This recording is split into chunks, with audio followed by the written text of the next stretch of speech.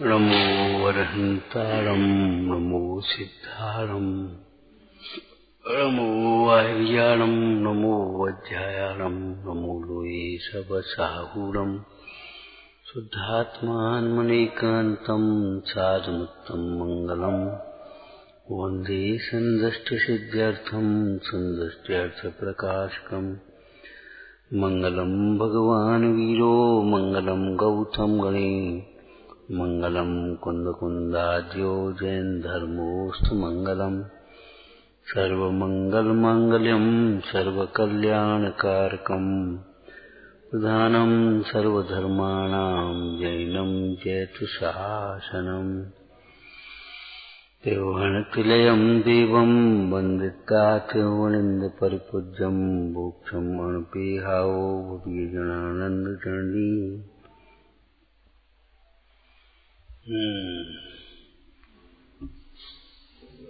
तीन लोक और तीन प्रकार के परिणाम। अधोलोक माने नरक आदि। अधो परिणाम के पाप परिणामों का फल है। कोई जीव को जबरन दुखी सुखी करने वाला नहीं। जैसे इस जीव का या विश्व का कोई कर्ता धर्ता नहीं है, इसका अर्थ ऐसा भी समझना चाहिए इस जीव को कोई सुखी दुखी करने वाला भी नहीं। करने धरने का मतलब उत्पन्न करने वाला नहीं, विनाश करने वाला नहीं, ये तो है ही, लेकिन इस जीव को कोई सुखी दुखी करने वाला नहीं, रागी विरागी करने वाला नहीं है।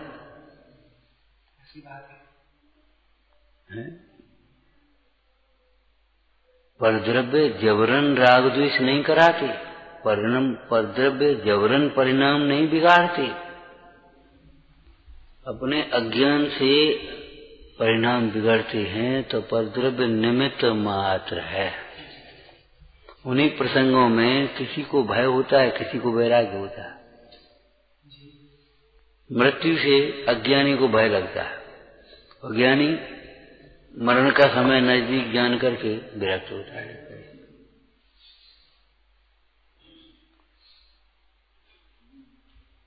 नाना प्रकार के लौकिक में घर में प्रसंग बनते हैं।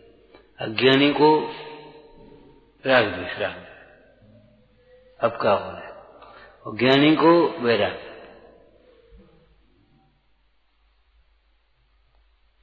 परद्रव्य राग करावे तो राग मिटने के लिए भी पराधीन हो जाए।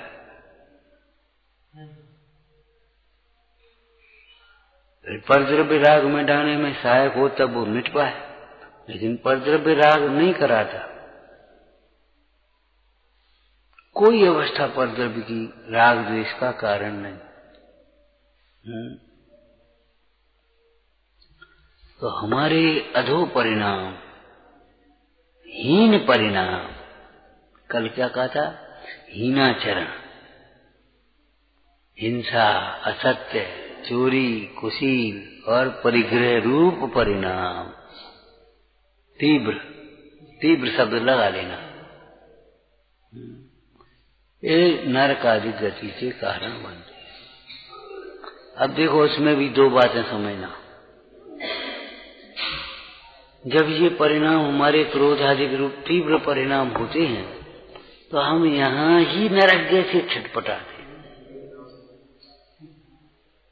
बाद में नरक गति बनेगी, नरक जाएगा, वो तो बाद की बात है। यहाँ ही नरक जैसे छटपटाते, जैसे नारकी नरक से निकलने के लिए छटपटाता है, ऐसे ही कोई प्रतिकूल परिणति हो जाए, प्रतिकूल कल्पना हो जाए तो वहां निकलने के लिए छटपटाता है। कोई कहानी में से बोलो, पढ़ी है तुमने असंतोष की जड़? बताओ, अब इस घर में हमारी कोई सुनने वाला ही नहीं, हमारी कोई कदर ही नहीं, हमें कोई पूछता ही नहीं, अब हम क्या करें, इससे तो मर जाए सो अच्छे। सारा घर सो रहा है और वह बेचारी क्या कल्पना कर रही है, चलो अब तो मरना ही ठीक है, और चल दी उठा करके। पति भी शांत सा से तत्व विचार करते हुए लेटा था, सोया नहीं था। उसने सोचा सो गया, चले वे भी चुपचाप चले, देखें ये जाती कहाँ है, करती क्या है। और कुएं पर जाकर के पहुंचे, हे भगवान, समझ गए, बोले भगवान के नाम पे मर रही है, कभी भगवान की तूने सुनी है? भगवान कहते क्या है ये तो बता। ये दुर्लभ मनुष्य पर यार, यूं ही बर्बाद करने लायक नहीं है, आत्मघात करने लायक नहीं। इन्हीं प्रसंगों में से तो वो बाकी दुख से बचने का उपाय आत्मघात नहीं, आत्मसाधना है। अगर तुम संसार के दुर्व्यवहार से दुखी है तो आत्मसाधना करो, संसार छोड़ो। संसार छोड़ो माने मोह राग द्वेष छोड़ो। आत्मसाधना न करे और आत्मघात करके मर भी जाए तो नरकादिक में दुख भोगेगा, और क्या करेगा। दुख का कारण आत्मा थोड़े ही सो आत्मा का घात कर रहा है, शरीर थोड़े ही सो शरीर का घात कर रहा है, क्षेत्र थोड़े ही सो क्षेत्र बदल रहा है। चलो अब यहां से चले जाओ, कहां जाओगे, कहां जाओगे? जहां जाओगे वहां तुम्हारे परिणाम के अनुसार तुम्हारा वेदन होगा। जहां जाओगे वहां उदय के अनुसार सामग्री मिलेगी। यश अपयश, भोजन पान, पहनाव उड़ाव, सुविधा दुविधा, जो कुछ भी है तुम्हारे कर्मोदय अनुसार ही यह मिल रही है। कर्मोदय अनुसार ही घर मिलेगी, कर्मोदय अनुसार ही अमेरिका में चले जाओ तो मिलेगी।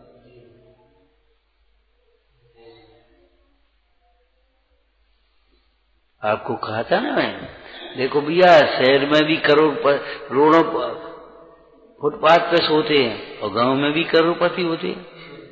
ऐसा कुछ नहीं, ऐसा कुछ नहीं है कि गांव में कुछ नहीं है। जिनका उदय नहीं है उनको न गांव में है न शहर में, कहीं कुछ नहीं।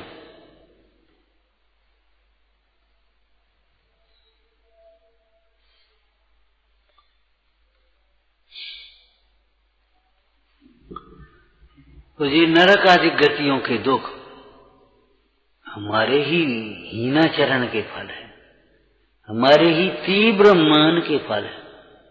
श्रावकाचार्य की कोई लाइन सुनाओगे? यहां जरा सी किसी की बात का बुरा लग जाता है, सहन नहीं कर पाते और जाने क्या क्या कल्पनाएं करते, जाने ऐसे काय कह रही, जैसे कहा हो। बताओ, हम बैठे इनसे कही रोटी ले, हमसे कही नहीं। अब नहीं कही तो नहीं कही, कहा कुछ पागलपन की बातें सोचते रहते। अब बताओ, उन्हें गर्म कर दी, हमें ठंडी कर दी। अच्छा, कहा तुम बिना दांत के हो रहे, कहा परेशान हो। मैंने कितनी हल्की हल्की सी बातें हैं, सुना तुमने? सासू देख रही और बहू से बोली, हमारे सामने ही पीछे नहीं, अपने लड़के को आधा गिलास भरा दूध और हमारे लड़के को आधा गिलास खाली दूध। अब बताओ, आधा भरा और आधा खाली में क्या अंतर है? हमारे लड़के को आधा खाली और अपने लड़के को आधा भरा। अब उसने आधा आधा दे दिया दोनों को। ओके, हमारे सामने माता जी कहा है, कहा कह रहे? अरे हम कहा कहें?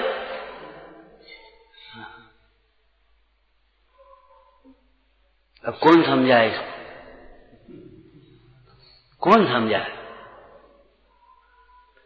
बुद्धि ऐसी हो जाती है, हम कह रहे वो वैज्ञानिक इतना बड़ा बोझ नहीं समझ पाया।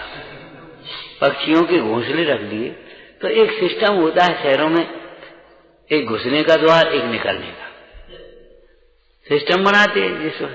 तो अब उसको उन्हें का एक छेद कर दो, उन्हें दो छेद कर दो। यहाँ कारीगर से कहा, एक से पक्षी आते रहेंगे, जाते रहेंगे, आते रहेंगे, जाते। सर एक छेद काट लिया। बोले भाई एक छेद से कैसे निकलेंगे और आएंगे? मैंने उसकी समझ में नहीं आया। हम कहते व्यवहार न्याय का पक्ष पड़ा रहता है तो समझ में नहीं आता आत्मा शुद्ध कैसे। उनको यही लगता है आत्मा शुद्ध है तो फिर पर्याय में शुद्धता कहां से आ गई। ऐसे ही निश्चय का यदि पक्ष हो जाए तो उनको ये व्यवहार की बातें समझ में ही नहीं आती, बिल्कुल नहीं आती।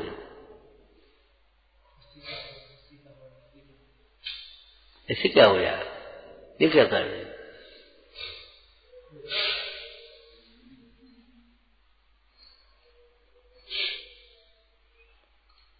पक्ष बुद्धजन पक्षपात चढ़ देखो, पक्षपात को छोड़कर देव के संबंध में लिखा बुद्धजन जी ने, और यहाँ कौन के संबंध में लिखा? पक्ष छोड़ पार की निहारो ने नीके कर जैन बैन और बैन। जिनवाणी के संबंध में आ गया। साहब का चार में पक्षपात की पंचम काल में बड़ी अंधेरी छाई। जितने अन्याय होते पक्ष के मोह में होते, जितने भी अन्याय होंगे पक्ष के मोह में होंगे।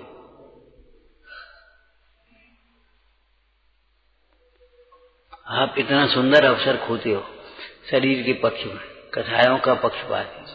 साहब का अपने सम्यक ज्ञान चंद्रिका की पीठिका में टोटरमल जी ने कितने पक्षपाती लिखे। अर्थ का पक्षपाती, काम भोगों का पक्षपाती, व्याकरण आदि का पक्षपाती, प्रथमान योग का पक्षपाती, चरणान योग का पक्षपाती, द्रव्यान योग का पक्षपाती, कर्णान योग का पक्षपाती। पक्षपात में कुछ नहीं दिखता, एकांत पक्ष पकड़ ले।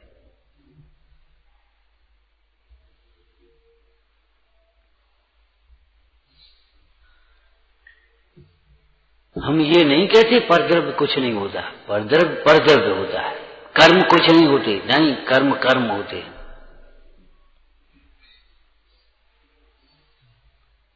लेकिन कर्म जबरन तुम्हें हैरान कर दें, तुम मुक जाओ और कर्म रोक ले, में ऐसा नहीं होता। रुकता जीव अपने राग द्वेष से है, तब कर्म का उदय निमित्त होता है। कोई आलसी विद्यार्थी, अभिमानी विद्यार्थी कहे क्या करें, हमारे ज्ञानावर्ण कर्म का उदय है।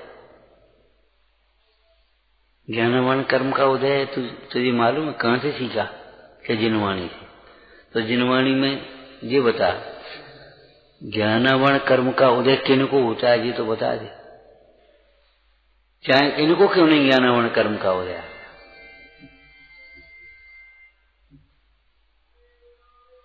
जिन्होंने तत्प्रदोष निंदम मात्सर ज्ञानावर्ण कर्म बांधा है, उन्हीं को तो ज्ञानावर्ण का उदय है। अब क्या करें कि जिन परिणामों से ज्ञानावर्ण बनता है उन परिणामों को छोड़ो। अब ज्ञानावर्ण का तीव्र उदय है और ज्ञान का क्षयोक्षम बहुत कमजोर है। अब क्या करें बताओ? एक बात तो प्राय ये समझने की है, जिनको आप ये समझते हो इनकी बुद्धि बहुत कमजोर है, उनकी बुद्धि बहुत चलती है। कमजोर नहीं है, विपरीत चलती है, इसलिए वो कमजोर।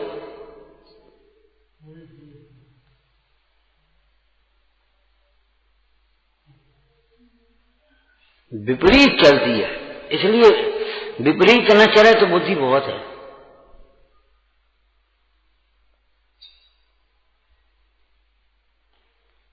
ज्ञानवर्ण कर्म का तीव्र उदय है, तुम्हारा ज्ञान कम है तो एक तो ये है हीन भाव मत करो, ज्ञानवंतों से ईर्षा मत करो, ज्ञानियों की सेवा करो, ज्ञान आराधना की अनुमोदना करो। ज्ञानवर्ण तुम्हारा नष्ट हो जाए।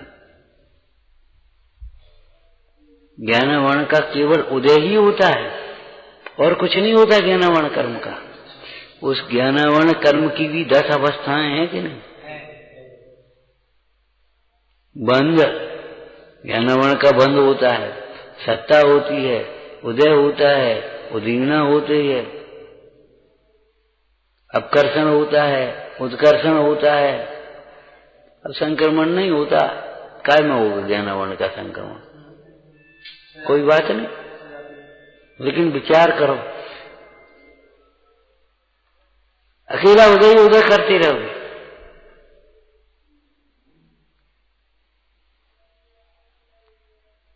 लौकिक में निदान होने के बाद इलाज होना सरल होता है।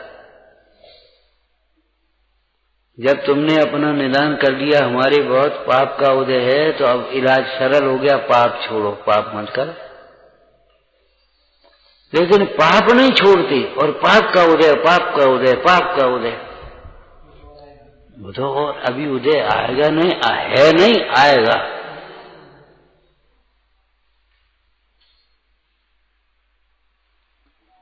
हमें वो लाइन बहुत याद आती है सावकाचार की। यहाँ जरा सी किसी की बात सहन नहीं करते, जरा सा कुछ प्रतिकूलता सहन नहीं करते, संक्लेश परिणाम करते हैं, वे त्रियंच और नरगति के घोर दुखों को सहन करते हैं।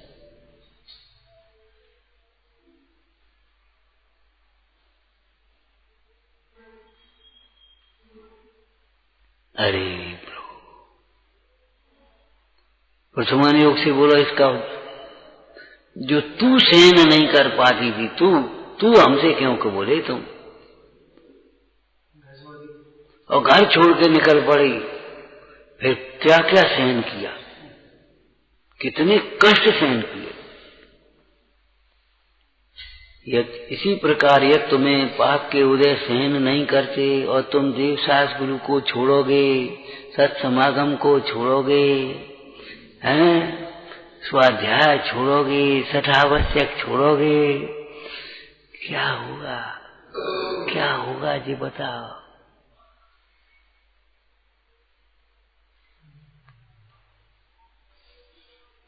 यह तुमसे ये दुख सहन नहीं होते हैं तो भाई इन दुखों के कारण रूप परिणामों को छोड़ो।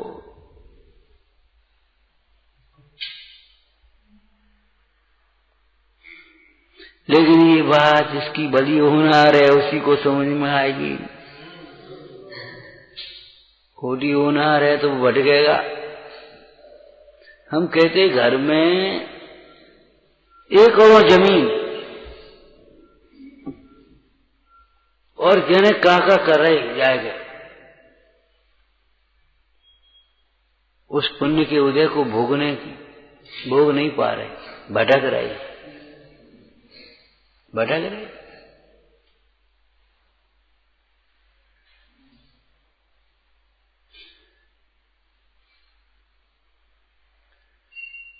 उस पुण्य को भोगने के लिए भी बहुत विशुद्धता चाहिए।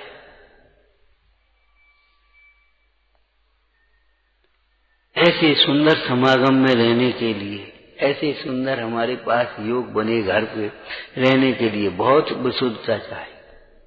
ये कसाएं भटकाती हैं, हमारी कसाएं भटकाती हैं, और तुम्हें कसायों का भाव भाषण नहीं आता। ये वही कसाय है, इस शैली में हमने आपको समझाया था। सामने आदमी आता, ये वही आदमी जाने जगह नहीं देखती, ये वही आदमी जाने ऐसा कहती, ये वही आदमी ऐसा, उसको कहती। और तुम ये परिणामों को ऐसे नहीं समझते, ये वही क्रोध है जिसके कारण से हम अनंत बार नरक में गए, ये वही मान है जिसके कारण से हम अनंत बार कितने दुखी हुए, हैरान हुए। लगता नहीं?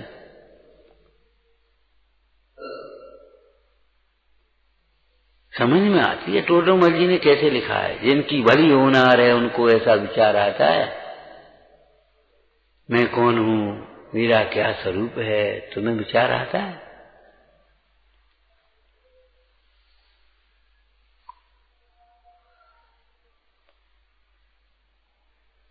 चलो मैं कौन हूं, मेरा क्या स्वरूप है, इतना चलो आप कर भी लेते चर्चा, आगे तो चर्चा ही नहीं करते। प्रश्न तो यहाँ है, बहुत दिक्कत है।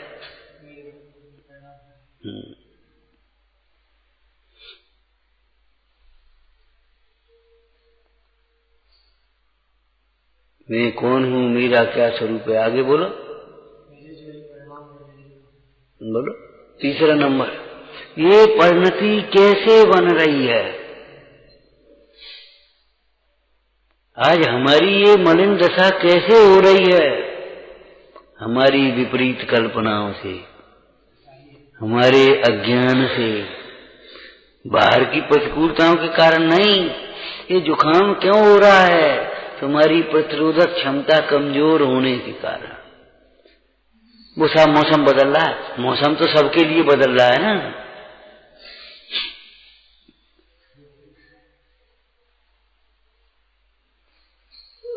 मौसम तो सबके लिए बदल रहा है, तुम्हारे अकेले के लिए मौसम नहीं बदल रहा। वो साहब क्या करें, वहां चले गए थे तो वो खाने में आ गया पूरी पक्का भोजन। तो कितने लोगों ने भोजन किया था? वो तुमने अकेले ने तो नहीं किया था।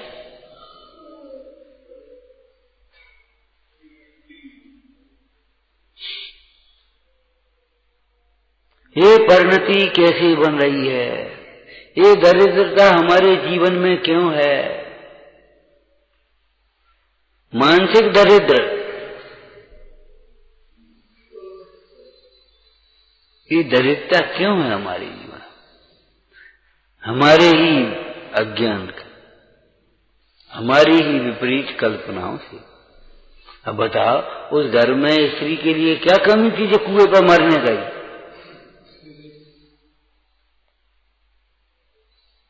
अब पति स्वाध्याय में लगा, अपने धर्म ध्यान में लगा, नहीं टाइम मिल पाया, कोई बात कही नहीं सुन पाई, नहीं ध्यान दे पाया, इतना बड़ा बवंडर कुएं में गिर जा।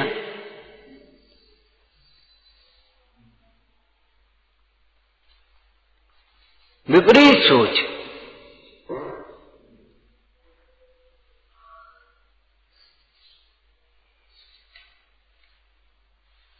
और थोड़ी देर बाद समझ में आई तो चलो लौट चलो घरे। अब लौट के चले घरे, जिस घर से छूटने के लिए छटपटा रहे थे। हम यही तो कह रहे थे, अपने चल रहे इतने उतने घूमे घामे और अब हम आ रहे। भैया भटको मत। अब हम जा रहे, अब 8 दिन यहाँ रह गए, 15 दिन यहाँ रह गए, फिर अब चल रहे।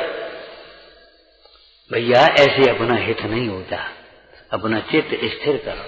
साय सुनो भव मन फिर आन, जो चाहो अपनों कर ले।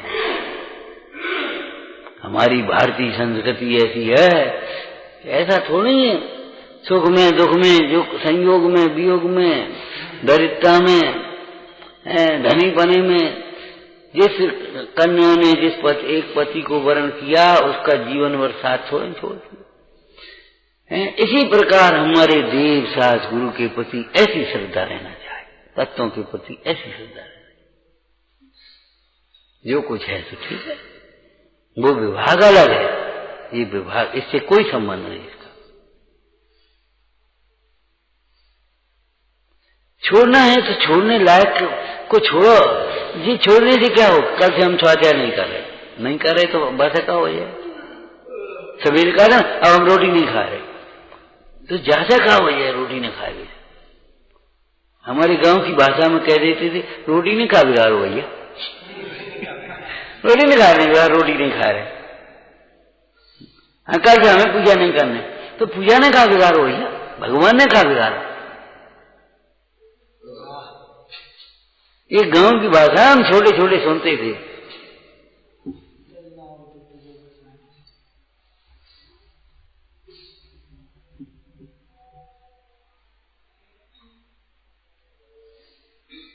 ये कोई लुभावने विज्ञापन नहीं है, ये जीवन जीने के सूत्र हैं।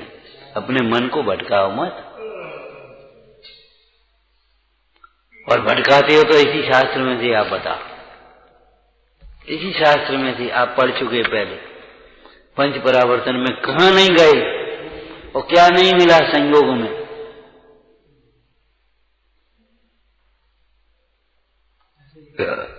बोलो, कौन से भोग नहीं भोगे, कौन से संयोग नहीं मिले, कौन से भोजन नहीं करे, कौन से कपड़ा नहीं पहने, कौन से आभूषण नहीं पहने, कौन सा क्या हुआ बता, कौन से नो कर्म परावर्तन, कर्म परावर्तन, इन दोनों को मिलाकर के द्रव्य परावर्तन नाम है।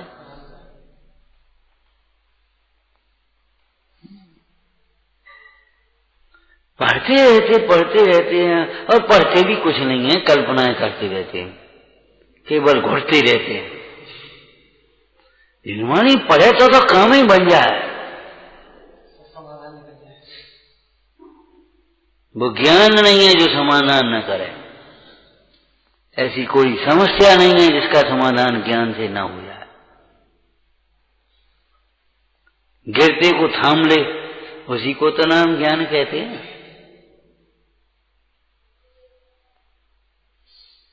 डूबते को उठा ले, संसार दुख ते सत्वान यो धरत उत्तम सुखी, उसका नाम ही तो धर्म है।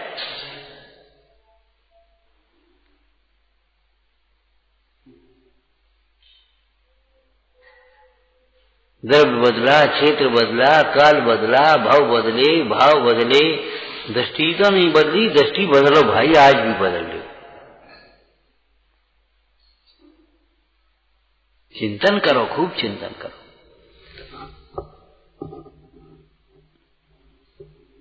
जो यहां नहीं वह कहीं नहीं। यहां माने आत्मा में। हाँ, आत्मा माने सुख। सुख आत्मा में नहीं देखोगे तो कहीं नहीं मिलेगा। अपनी ओर देखें तो अभी सुखी, और बाहर देखें तो कभी सुखी नहीं, कहीं सुखी नहीं। जकंधा को जकंधा पे धर लो, जकंधा को जकंधा पे धर लो, कोला गुजर चलाओ, आखिर तक थक करके गिर जाओ, बुझा उतार फेंको। ये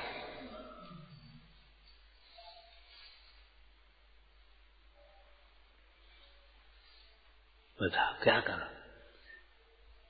अब ये आसन बदला, फिर आसन बदलो, फिर आखिर विश्राम करना पड़ेगा कि नहीं?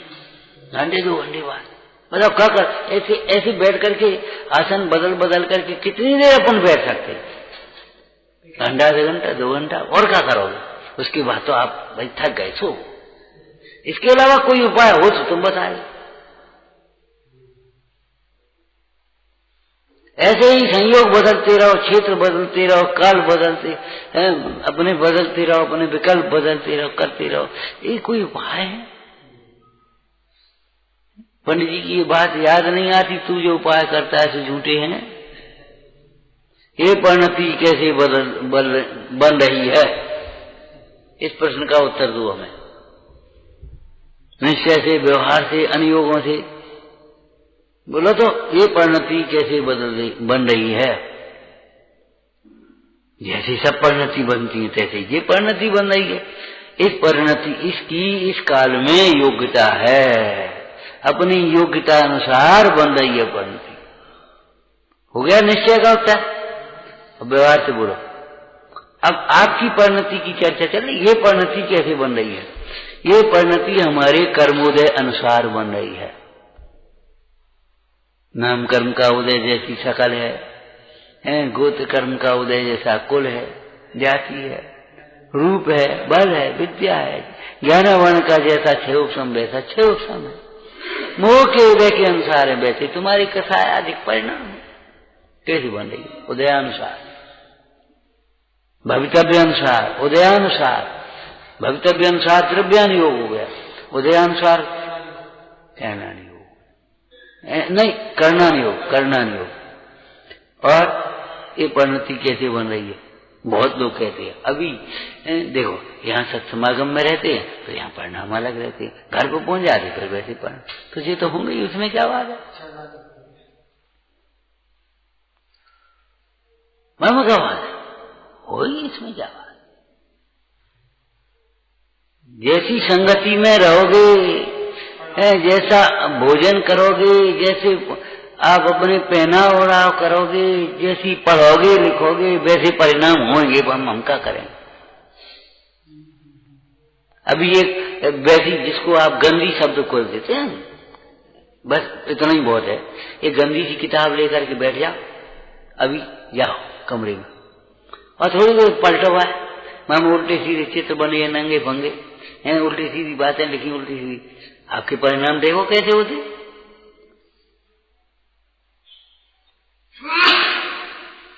अब ऐसे धर के सो जा, देखो आप कैसे सपने देखते हो।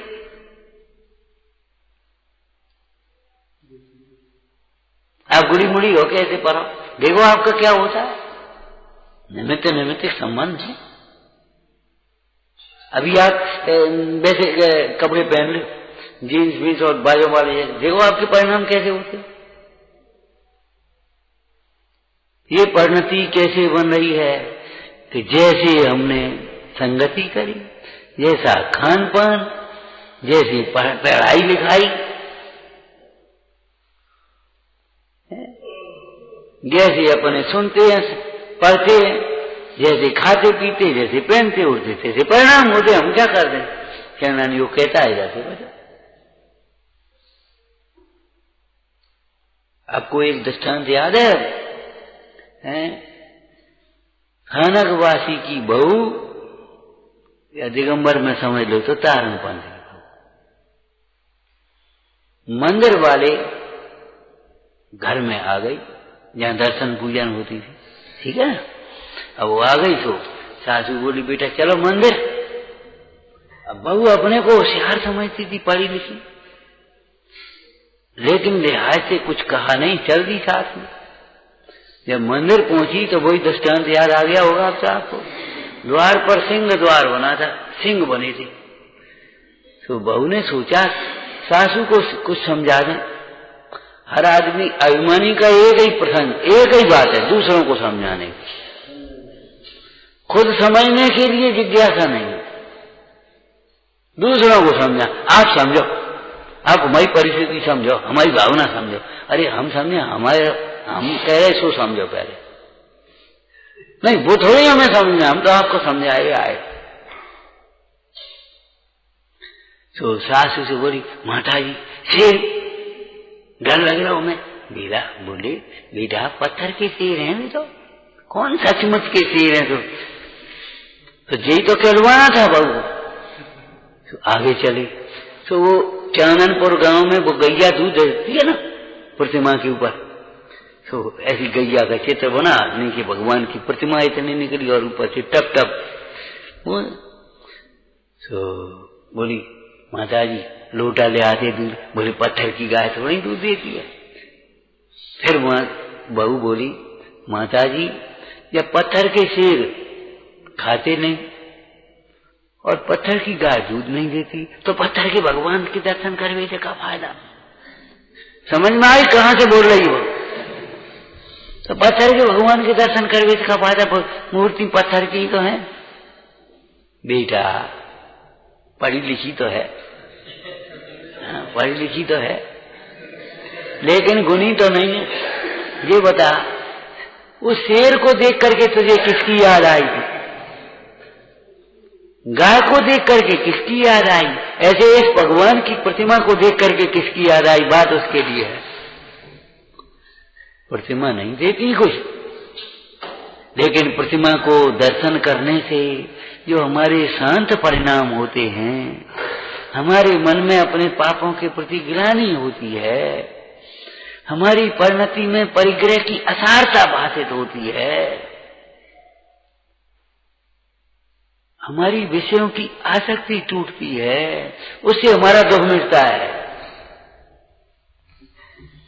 हमारे अंतर में जो विशुद्धि होती है, हमारी भावनाएं निर्मल होती हैं, हमारी त्याग की, शील की, संयम की भावनाएं जलती हैं, उससे हमारा कल्याण होता है। तो चरणानी वो क्या कह रहा है, ये परिणति कैसे बन रही बोलो भाई। जैसी संगति, जैसा खान पान, जैसी पढ़ाई लिखाई, जैसे विचार, तैसी ये परिणति बन रही है। अगर मन में तुम्हारे कोई दुख है, खोटा परिणाम है, तुम्हारा चेहरा सुस्त हो जाएगा, और तुम्हारे मन में कोई अच्छा उत्तम विचार है, आपका चेहरा प्रसन्न हो जाएगा। अब जब मैं को करना नहीं पड़े।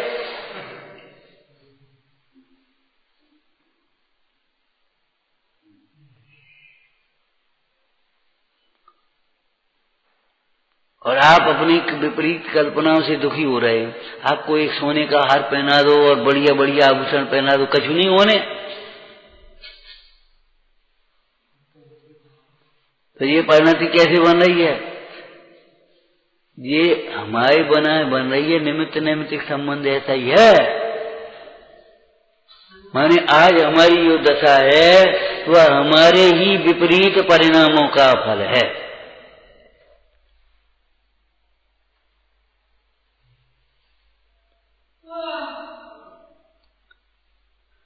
कैसे बन रही है? स्वतंत्रपने बन रही है, भवितव्य अनुसार, उदयानुसार बन रही है। बाहर के जैसे निमित्त नैमित्तिक संबंध है वैसे बन रही है, लेकिन बन रही है कि कुछ सीखने के लिए। आपको कहा था ना, जिसको आप भिक्षुक कहते हैं वो शिक्षक है। तुम्हारे दरवाजे पर भीख मांगने नहीं आया, शिक्षा देने आया कि दान न देने का फल, कंजूसी का फल ये भिक्षा।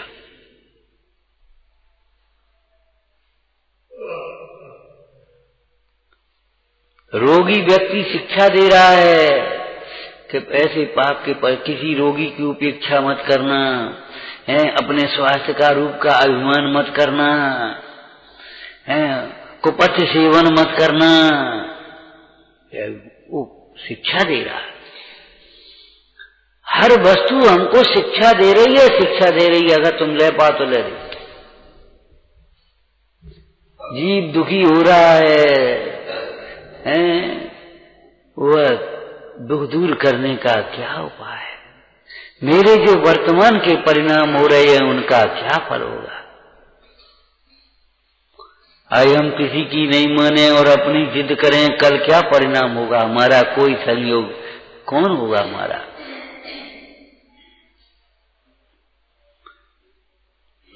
क्यों समझाया भजनकारों ने भजन करके? अज्ञानी पाप धतूरा नवो, फल चाखन की बार भरे द्रग, मरे मूर्ख रोय। अज्ञानी पाप धतूरा नवो। अब आपको लय अच्छी लगती है और बस उसी में मगन हो जाते, लेकिन पाप धतूरा कैसे बो जाता? क्या कोई ऐसी खेती है, जमीन है तो हमें बोल रहा होगा? अज्ञानी पाप धतूरा न बोल। अर्थ करो, अज्ञानी मोह मत करो। मोह करना पाप है कि नहीं?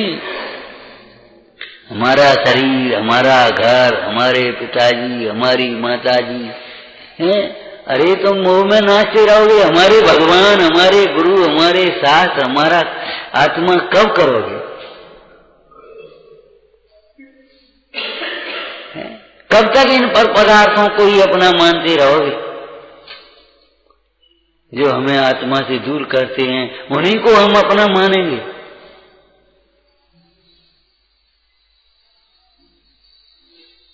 ये पाप धतूरा है, बोना पाप बोल रहे हैं। मोह पाप है, क्रोधाधिक भाव पाप है, कामाधिक भाव पाप है, भोगों की वासना पाप है, परिग्रह की अभिलाषा पाप है। कुछ होश है तुम्हें? पाप धतूरा में बोल माने क्या होता है? बस कछु पढ़ो तो ही नहीं पढ़ो।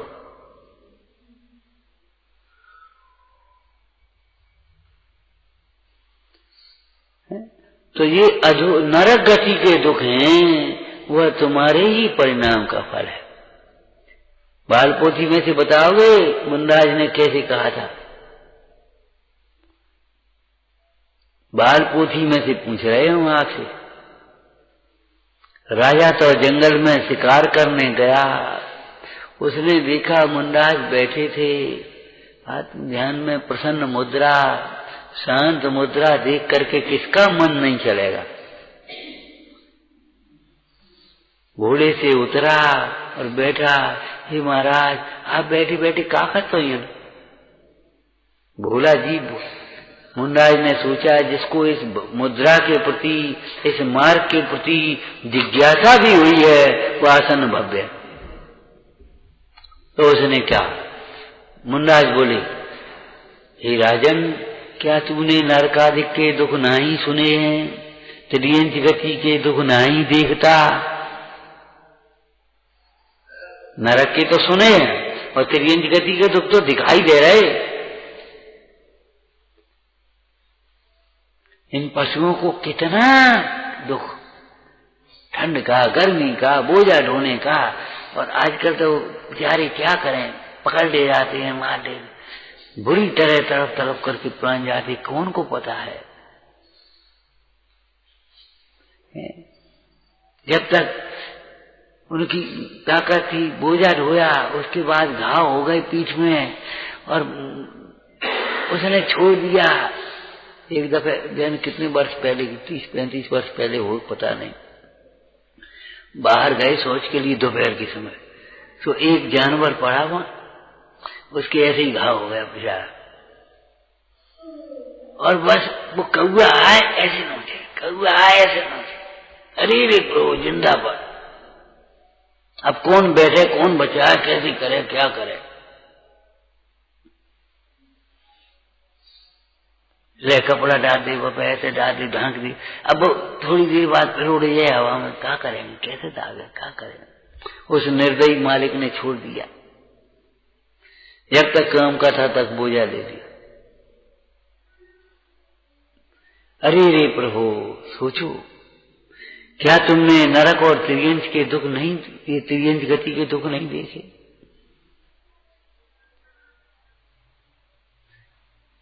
दो बातें हमेशा जीवन में याद रखना, कोई नहीं देखता ये कभी मत सोचना, और कुछ नहीं होता ये मत कभी सोचना। बुरे परिणाम का फल बुरा ही होता है, भले परिणाम का फल भला ही होता है। कुछ नहीं होता है ऐसा बिल्कुल कभी मत सोच लेना।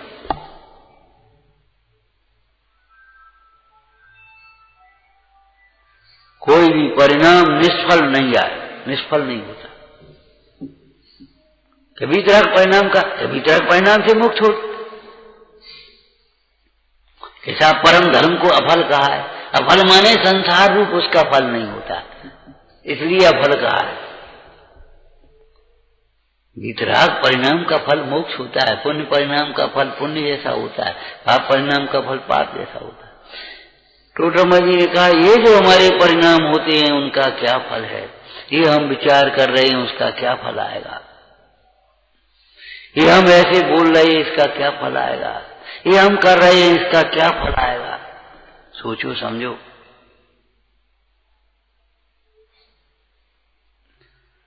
तो अधोलोक का मतलब ये है सिद्धि की, जैसे सर्वज्ञ सिद्धि है ना, ऐसे ही न्याय शास्त्रों में सिद्धि की। यहां पर एक व्यक्ति किसी एक व्यक्ति को मारता है तो ज्यादा से ज्यादा वो उसको मार देगा एक दफे, और 10 आदमी को मारे और फिर पकड़ा जाए तो 10 दफे फांसी तो लगेगी नहीं, तो भी एक दफे। और 50 आदमियों को मार दे उसको फांसी 50 दफे तो लगेगी नहीं। लेकिन प्रकृति में ऐसा स्थान है जो 50 बार शरीर टूटेगा तिल तिल जैसा, और फिर जुड़ेगा, फिर टूटेगा, फिर जुड़ेगा।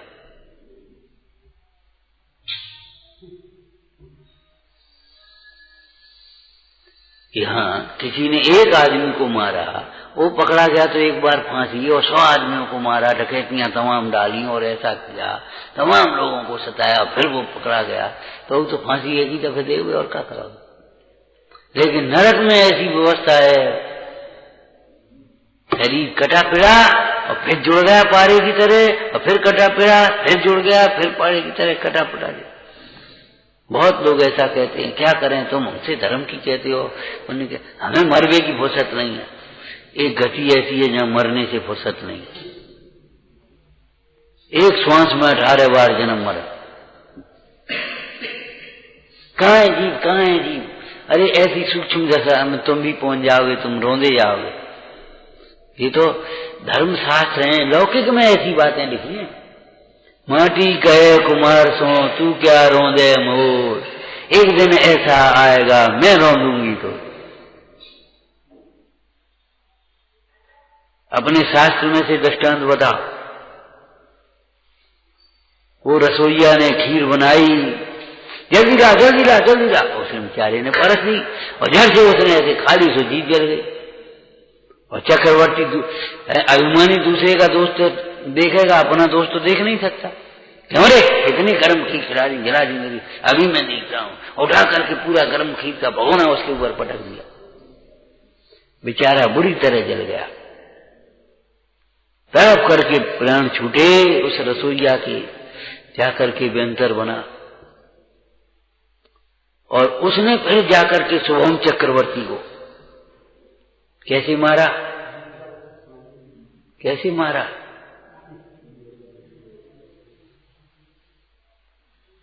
हम जो अध्यात्म की बात पूछ रहे, कैसे मारा? पंच नमस्कार मंत्र की विराधना करा के मारा। क्या समझते हो, चक्रवर्ती की हजारों देव सेवा करते हैं। एक 14 रत्न, 9 निधियां, एक रत्न की 1000 देव सेवा, 23,000 देव उनके रत्न की निधियों की सेवा करने वाले चक्रवर्ती। और वो चक्रवर्ती साधारण से व्यंतर के द्वारा मारा गया। कैसे? उसने ले गया समुद्र में फल का लोभ दिखा करके। रसना इंद्री का लोभी था, तो इसने कहा रसना इंद्री के विषय से इसको मारा जा सकता है। हमने आपको न्याय बताया था, ये आत्मा के अतिरिक्त जो जिसमें सुख मानता है वही मरता है। पतंगे की मौत, पतंगे की मौत रोशनी में लौ में होती है आकर के, भौरे की मौत कमल में होती है। जो जिसमें सुख मानता है आत्मा के अतिरिक्त वही मरता है। पैसा की में सुख की कल्पना करने वाला पैसा पैसा पैसा पैसा कमाते कमाते मर जाता, कुछ भोग भी नहीं पाता, संभाल भी नहीं पाता, कुछ नहीं कर पाता।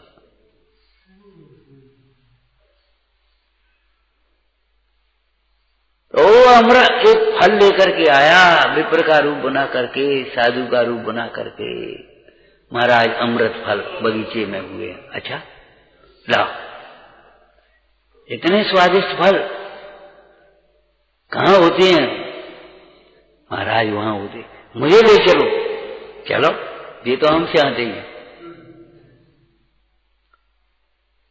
जा करके वहां पहुंचा और बीच में समुद्र में नाव में बैठा। बोलो, पहचाना तुमने? मैं वही रसोइये का जीव हूं। अब बोलो कहां जाओगे? लेकिन उस व्यंतर का कुछ भी जोर नहीं चल रहा।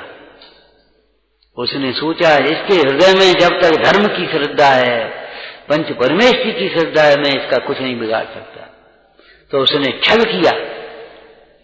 क्या किया? देखो, अगर तुम बचना चाहते हो तो पंच नमस्कार मंत्र को पानी पर लिख करके मिटा दो। और आ गया बातों में। जो पंच नमस्कार पुण्य छीन हुआ, साधारण व्यंतर के द्वारा डुबा दे। अब आप समझ लेना, जो आपको देव से, गुरु से, शास्त्र से, धर्म से, तत्व से, संयम से दूर करे, शील से दूर करे, आपका सबसे बड़ा शत्रु है। सावधान है ना। ऐसे कान में उंगली लगा लेना, सुनना नहीं। यहाँ का धरो है, यहाँ से का हो जाए, यहाँ से फिर का हो जाए, फिर भविष्य में का करोगे। अबे तो तुम ऐसो करो, फिर वैसो करो, फिर ये करो, फिर वहां करो, वहां ऐसा वहां। चुपचाप उंगली लगा लेना।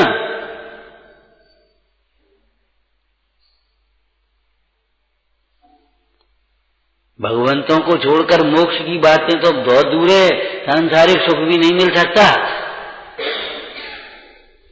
तो सांसारिक सुख भी पुण्य की सामग्री है।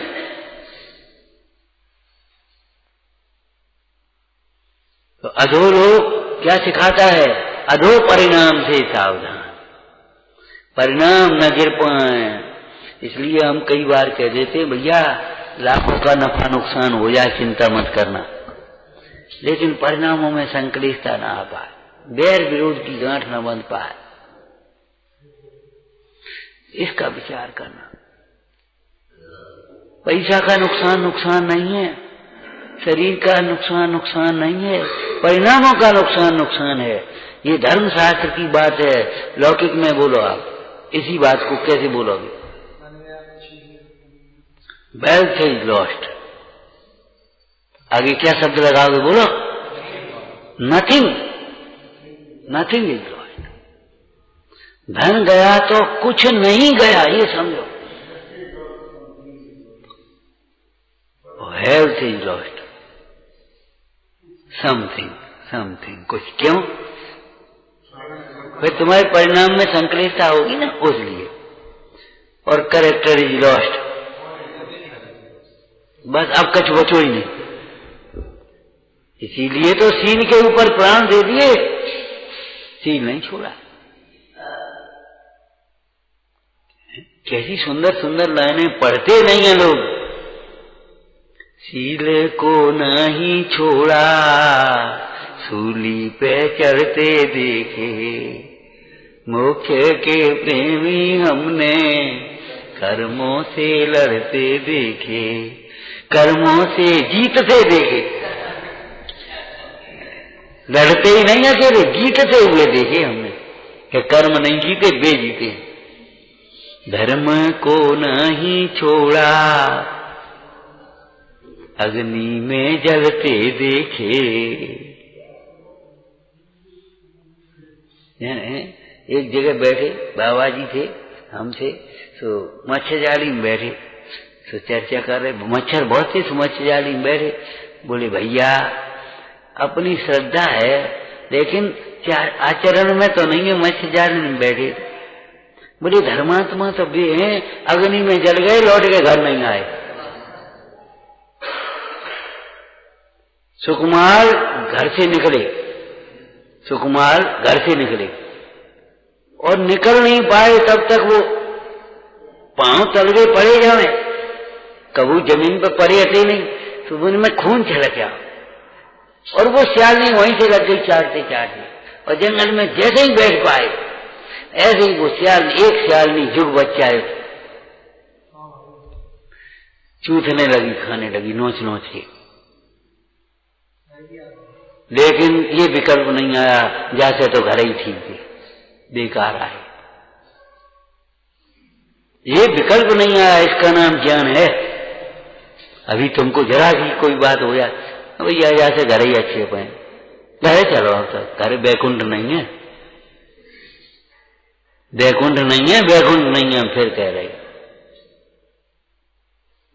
कैसे तो घर ही चलो पाए, अरे घर ही अच्छे पाए, आराम से। आराम की कल्पना करते हो? घर में मौत नहीं होती, घर में रोग नहीं होता, घर में वियोग नहीं होता। क्या घर में कर्म तुम्हारे साथ नहीं है? कर्मोदय जनित प्रतिकूलता अनुकूलता नहीं होती तुम्हारी? घर में अनादर नहीं होता? चुप रहो। बच्चे कह देते हैं बड़ों से, स्त्री कह दे आदमी से, हमें अरे अब काका हो तो हमका बता दें, हमका जाने भाई।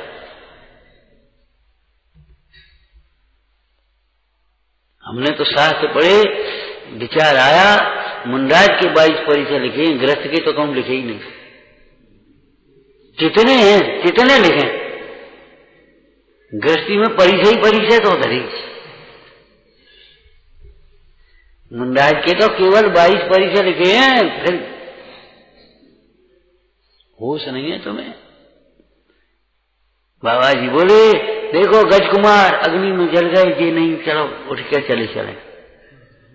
पहले उसने यही तो कहा था घर है चलो, काहे को लगेगी?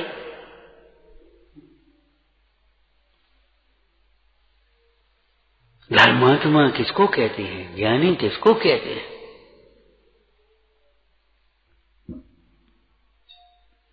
कहाँ चित्त भटकता है, चित्त भटकता है, भटकता है। इस भटकते हुए चित्त को जो स्थिर करे है, उसका नाम स्वाध्याय। शास्त्राभ्यास के फल में लिखा है क्या? बोलो, अति चंचल मन भी एकाग्र होता है, विषयों से विरक्तता होती है। थोड़ा ज्ञान होने पर भी 3 लोक संबंधी ज्ञान हो जाता है, परिणामों में निर्मलता आती है, आत्महित होता है, तत्व ज्ञान होता है, वेद ज्ञान होता है, आत्महित होता है। अगर नहीं होता तो शास्त्राभ्यास तुम्हारा निरर्थक हो गया।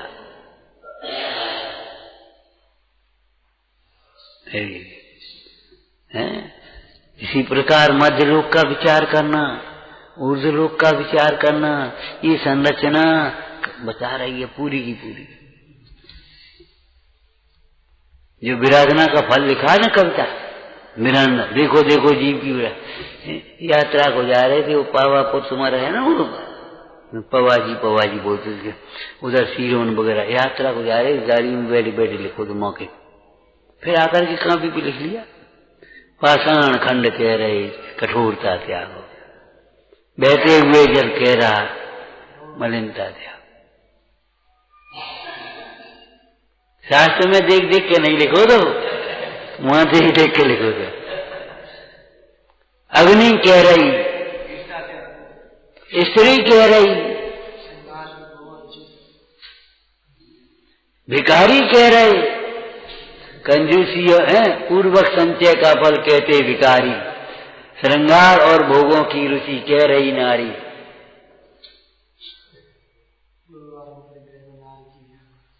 अरे प्रभु, विचार करो, विचार करो।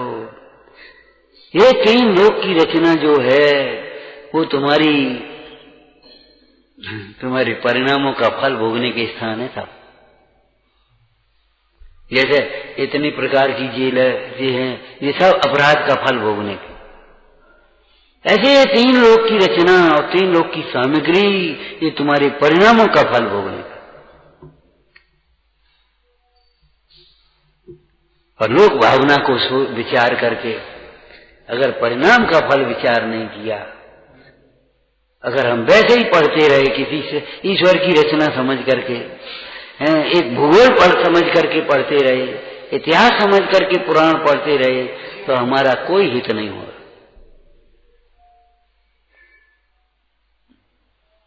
ओम नमः सिद्धेभ्यः। नंदी शोध स्वरूपी अविनाशी में आत्म स्वरूप,